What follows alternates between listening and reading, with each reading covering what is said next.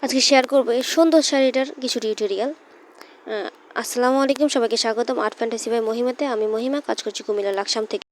সবাই আমার চ্যানেলটাকে লাইক, কমেন্ট, শেয়ার এবং সাবস্ক্রাইব করতে ভুলবেন না। চলুন শুরু করা যাক। এই যে আমি শাড়িটা শুরু করেছি, এটা ছিল একজন কাস্টমারের অর্ডারের।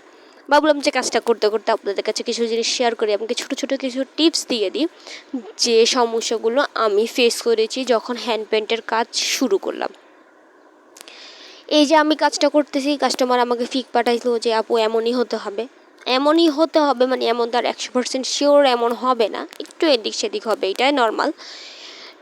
100% শিওর না হলেও 90% যদি করতে হয়, তাহলে আমাদেরকে আগে কী করতে হবে, যেহেতু আমরা নতুন কাজ শুরু করেছি বা আপনারা কাজ শুরু করতে চাইতেছেন, তাহলে আমরা কি করব, পেন্সিল বা কাপড়ের লেখার যে কলমগুলো পাওয়া যায় এগুলো দিয়ে একটু আর্ট করে নিব, যাতে আমাদের রঙটা একটু এদিক সেদিক না হয় এবং কি ফুলগুলো সবগুলো যাতে পারফেক্টলি হয়।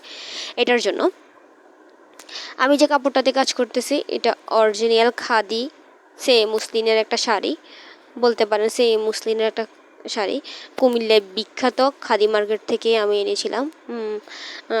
আমারটার প্রাইস হচ্ছে যে পাইকারি রেটের, আপনাদের কাছে হয়তো 500 550 রাখতে পারে, যার কাছ থেকে দোকানদার যেমনই পায় পাইকারি রেটে। আমি 500 করে নিয়েছিলাম, আপনাদের কাছে 500 600 হতে পারে বা এর চেয়ে কমও হতে পারে, আমি তো জানি না, মানে দোকানদার যার কাছ থেকে যেমন নিতে পারে। তবে কুমিল্লার কাপড়গুলো খুবই দারুণ এবং এগুলোতে কাজ করতে খুবই ভালো লাগে, যেহেতু কুমিল্লা খাদি দিয়ে খুবই বিখ্যাত, সেই মুসলিম শাড়ি দিয়েও বিখ্যাত।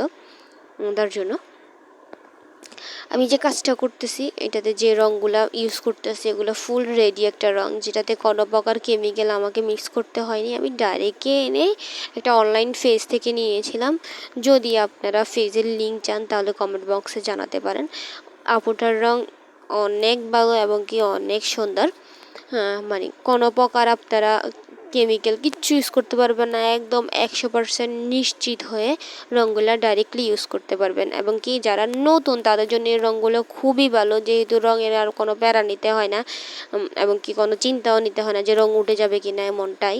তাই সোজা সাপটা ইউজ করতে পারেন। এই যে আমার কাপড়ের কাজটা একটু একটু সম্পূর্ণ হলো, এমন করে আমরা পুরোটা কাপড় করে নিব। কাপড় সম্পূর্ণটা লুক দেখেন। যদি আমার ভিডিওটা ভালো লাগে এবং কি লাইক, শেয়ার এবং সাবস্ক্রাইব করতে ভুলবেন না।